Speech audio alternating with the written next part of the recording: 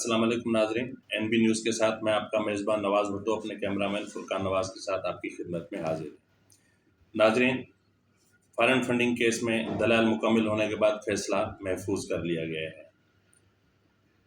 आज आखिरी समाअत के मौके पर इंतहाई अहम दस्तावेज़ात जो PTI की तरफ से छुपाए गए थे वो भी इलेक्शन कमीशन के सामने पेश कर दिए गए हैं। नाजरीन, इस सूरत हाल में PTI के लिए संगीन मुश्किलात खड़ी हो गई हैं, जहां PTI का बचना तकरीबन नामुमकिन है। और इस हवाले से कानूनी माहिरीन का कहना है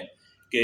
केस में जिस तरीके से दस्तावेज़ात पेश किए गए हैं या जिस तरीके से अकाउंट्स की तफसीलात सामने आई हैं, उसके बाद PTI के लिए मज़ीद मुश्किलात खड़ी हो सकती हैं। तो नाजरीन, अगर आपको हमारा प्रोग्राम पसंद आए तो इसको लाइक करना, शेयर करना और सब्सक्राइब करना मत भूलिएगा, और हमें आपकी आरा का भी इंतज़ार रहता है। तो नाजरीन, हम बात कर रहे थे फॉरेन फंडिंग केस के जो हवाले से, जो PTI के ख़िलाफ़ जो है वो इलेक्शन कमीशन में ज़ेर समाअत था। तो इस वक्त उसकी समाअत मुकम्मल हो चुकी है, यानी तमाम दलाइल मुकम्मल हो चुके हैं और इलेक्शन कमीशन ने फ़ैसला महफूज कर लिया है। और तवक्को ज़ाहिर की जा रही है कि अनकरीब इसका मुख्तसर फ़ैसला जारी किया जाएगा, जिसके बाद इसका तफसीली फ़ैसला जारी किए जाने का इम्कान है। नाजरीन, आज आखिरी दिन पर जो है वो इस केस के मुद्दई अकबर एस बाबर के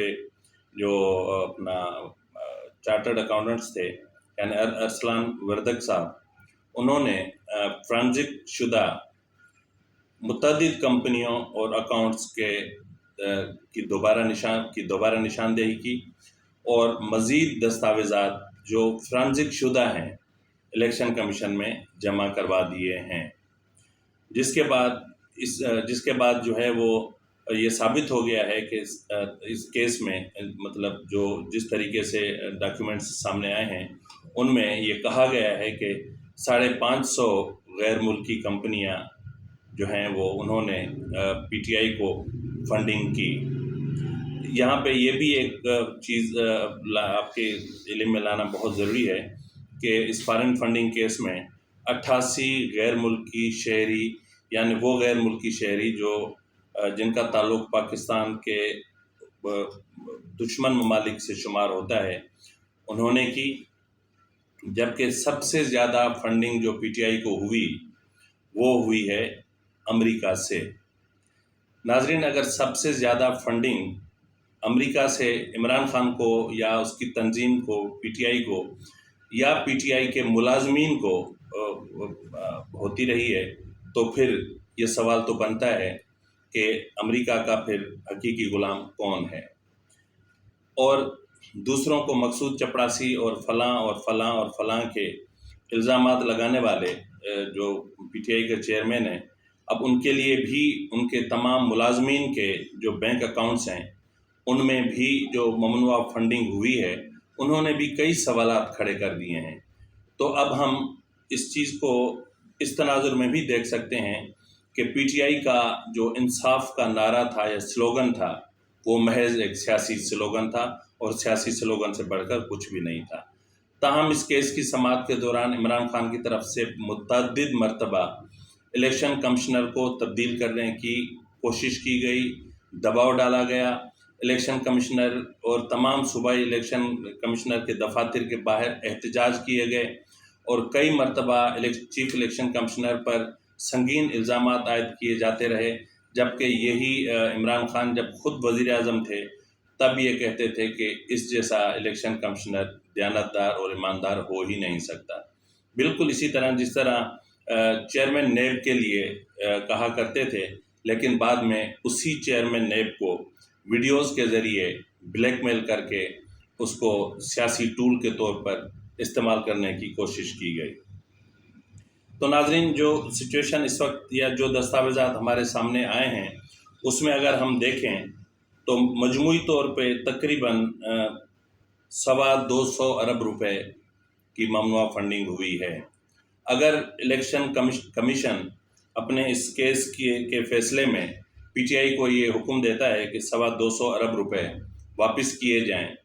या बाहक के सरकार जमा करवाए जाएं, تو پی ٹی آئی کے لیے خیر اتنا بڑا مسئلہ تو نہیں ہوگا، کیونکہ پی ٹی آئی کے پاس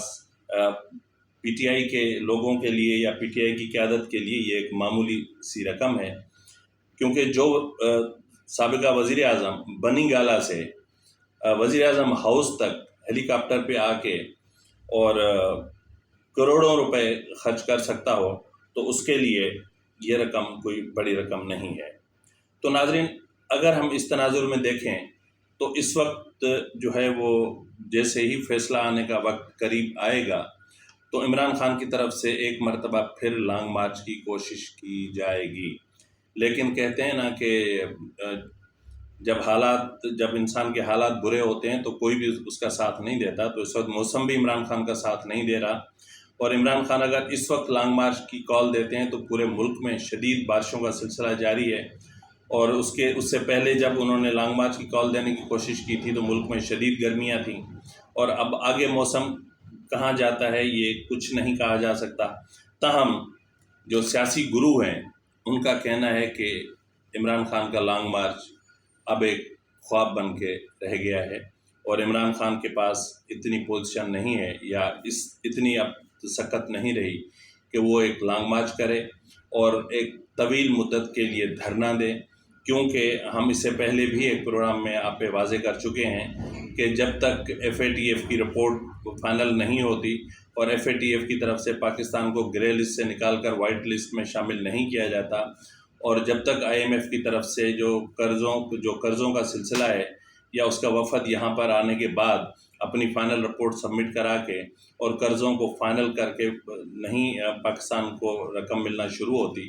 تب تک جو ہے وہ موجودہ حکومت کہیں نہیں جانے والی۔ تو اس سے پہلے بھی جو ہے وہ الیکشن کمیشن کے ایک سابق ریٹائرڈ اعلیٰ افسر قمر دلشاد صاحب سے بات چیت کے دوران انہوں نے بھی اسی چیز کا عندیہ دیا تھا، اور ان کا کہنا تھا کہ قبل از وقت انتخابات اب ممکن نہیں رہے، کیونکہ اس وقت پاکستان جس صورتحال میں ہے یا جس صورتحال سے گزر رہا ہے، اس صورتحال میں انتخابات قطعی طور پر فی الحال ممکن نہیں ہے۔ اگر مطلب نومبر میں جو بڑی تقرریاں ہونی ہیں اس کے بعد بھی الیکشن کا کوئی سلسلہ یا الیکشن کی کوئی بات چلتی ہے، تو اس وقت ہمارے ملک کی جو معاشی صورتحال ہے وہ اس چیز کی اجازت ہی نہیں دیتی کہ ہمارا ملک ایک عام انتخابات کا متحمل ہو سکے، اور اس وقت جب ڈالر 111 روپے یا 112 روپے کے قریب پہنچ چکا ہے، اور جیسا کہ میں پہلے پروگرام سے کہتا آ رہا ہوں کہ کچھ سیاسی جو اپنا معاشی ماہرین ہیں ان کا یہ کہنا ہے کہ جو ڈالر ہے وہ 120 سے 125 تک پہنچ سکتا ہے، اور اگر ڈالر 120 سے 125 روپے تک 225 روپے تک پہنچ سکتا ہے تو پھر اس ملک کے معاشی صورتحال کہاں جا کر کھڑی ہوگی، اور ہمارے ملک کی معیشت کی کیا صورتحال ہوگی، ہمارے زر مبادلہ کے ذخائر جو تیزی سے گر رہے ہیں اس کا کیا مطلب امپیکٹ پڑے گا ہماری ملک کی معیشت پر، اور مہنگائی کی جو شرح ہے جو اس وقت تقریباً 25% کو تجاوز کر چکی ہے، اور اگر وہ 30% کو تجاوز کرتی ہے یا 35% تک پہنچتی ہے تو صورتحال کیا ہوگی، یہ ایک بہت بڑا سوال ہے جو اس وقت پی ٹی آئی کی قیادت کو سوچنا چاہیے کہ کیا اس وقت ہمارا ملک کسی سیاسی انتشار کا شکار ہو سکتا ہے، یا کوئی سیاسی انتشار اس ملک کی معیشت کو مزید مستحکم کر سکتا ہے، یا سیاسی انتشار ملک دشمنی کے مترادف ہوگا۔ تو ناظرین، بہت سارے سوالات ہیں، تو لیکن پی ٹی آئی کی قیادت وہی کر رہی ہے جو اس وقت جو حکمران اتحاد ہے، کل یہ جب سڑکوں پہ جو نعرے اور جو باتیں اور جو سلوگنز دے رہے تھے مہنگائی کے حوالے سے، پیٹرولیم کی مصنوعات کے حوالے سے اور معیشت کے حوالے سے، لمبی لمبی تقریریں، لمبے لمبے بھاشن، اور آج وہی لمبی لمبی تقریریں اور وہی لمبے لمبے بھاشن نہ صرف عمران خان کی طرف سے دیے جا رہے ہیں بلکہ اس کی پی ٹی آئی کی جو قیادت ہے انہوں نے بھی یہی راگ الاپنا شروع کر دیا ہے۔ تو اس ملک کے عوام کو ان راگوں سے، ان راگنیوں سے کوئی تعلق نہیں ہے۔ ان کا اگر کسی چیز سے تعلق ہے تو وہ ہے اس معیشت کی بحالی اور اس معیشت کی بہتری سے۔ اگر اس ملک کی معیشت مستحکم ہوتی ہے، حالات بہتر ہوتے ہیں اور مہنگائی پر کسی طریقے سے قابو پا لیا جاتا ہے اور ڈالر نیچے آتا ہے، یعنی تقریباً جہاں پہ پہلے تھا کم سے کم 250 روپے تک بھی آ جاتا ہے، تو بھی صورتحال بہتر ہو سکتی ہے۔ تو ناظرین، جیسا کہ میں نے شروع میں کہا کہ فارن فنڈنگ کیس میں یا ممنوع فنڈنگ کیس میں جو پی ٹی آئی ہے وہ اس وقت بند گلی میں پہنچ چکی ہے، اور فیصلے کے بعد جو ممنوع فنڈنگ ثابت ہوگی وہ تو انہیں واپس کرنی ہی پڑے گی، یعنی بحق سرکار۔ لیکن آئین کے مطابق الیکشن کمیشن اگر چاہے تو پی ٹی آئی کو یا پی ٹی آئی کی قیادت کو کالعدم قرار دینے کے لیے، یا ان کو جو ہے وہ ان پر پابندی عائد کرنے کے حوالے سے، شاید کالعدم کا لفظ ٹھیک نہ ہو، لیکن ان پر پابندی عائد کرنے کے حوالے سے ریفرنس جو ہے وہ وفاقی حکومت کو بھجوا سکتا ہے، جس کے بعد پی ٹی آئی کے لیے بری گھڑیاں شروع ہو جائیں گی۔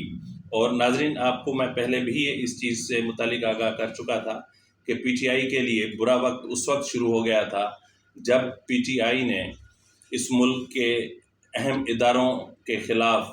جو باتیں کرنا شروع کر دی تھیں، اور جس طرح 2 دن پہلے اپنا عمران خان نے ایک بات کہی کہ نیشنل سیکیورٹی کونسل میں جو میٹنگ میں ہوا وہ اس کے پاس ریکارڈ موجود ہے، یعنی اس کی ریکارڈنگ موجود ہے، یعنی انتہائی اہم معاملے کا جو ان کیمرہ سیشن تھا اس میں ریکارڈنگ کیسے ہوئی؟ اگر حساس ادارے وہاں پہ جو رپورٹ پیش کر رہے تھے اور جو معاملات وہاں زیر بحث تھے ان کی ریکارڈنگ کی جاتی ہے، اور ان کی ریکارڈنگ میں ایک سابقہ وزیر اعظم ملوث ہوتا ہے، اور اس وقت کا وزیر اعظم اپنے حلف کی پاسداری نہ کرتے ہوئے ایسی حرکت کرے اور اس ملک کے جو ہمارے ملک کے دفاعی ادارے ہیں ان کو جانور قرار دے، یا ان کی ہمارے چیف آف آرمی اسٹاف ہیں ان کو میر جعفر اور میر صادق سے تشبیہ دے، تو ایسی صورتحال میں پی ٹی آئی کے لیے اقتدار کی سیاست اب محض ایک خواب بن کے رہ گئی ہے۔ اب مستقبل میں اگر ہم دیکھیں تو پی ٹی آئی حزب اختلاف کی محض ایک جماعت ہوگی، یا زیادہ سے زیادہ کسی ایک صوبے میں ایک اتحادی جماعت سے بڑھ کر پی ٹی آئی کچھ بھی نہیں ہوگی۔ ناظرین، اسی کے ساتھ ہی اپنے میزبان نواز بھٹو کو اجازت دیجیے۔ اللہ حافظ۔